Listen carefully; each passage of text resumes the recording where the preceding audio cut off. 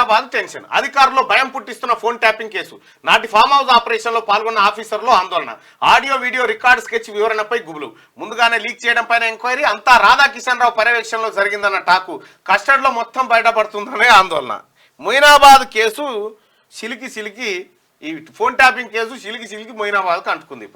ఇప్పుడు మొయినాబాద్ ఒకటే కాదు, ఇంక ఎల్లెళ్తే చాలా చాలా చాలా కరోనా అంటించి చంపేస్తా. అంతేకాదు, నిశ్చితంగా పరిశీలిస్తే ఆనాడు 12 మంది ఎమ్మెల్యేలను బీఆర్ఎస్ ఫోల్డ్లోకి దించుకోవడానికి కూడా ఫోన్ ట్యాపింగే ఉపయోగపడ్డది.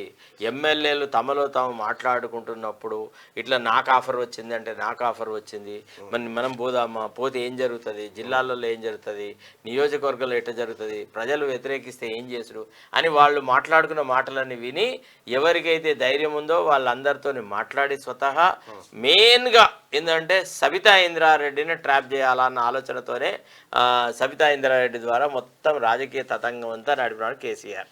రైట్గా కరోనా అంటించి చంపేస్తా, బాధితుడిని బెదిరించిన రాధాకిషన్ రావు, కూకట్పల్లి కేసులో A1గా చేర్చిన పోలీసులట.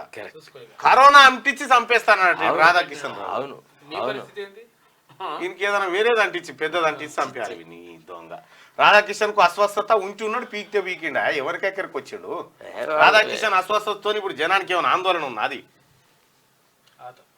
ఎందుకు పనికి రానోడు ఏడున్నాక అంతే అంతే.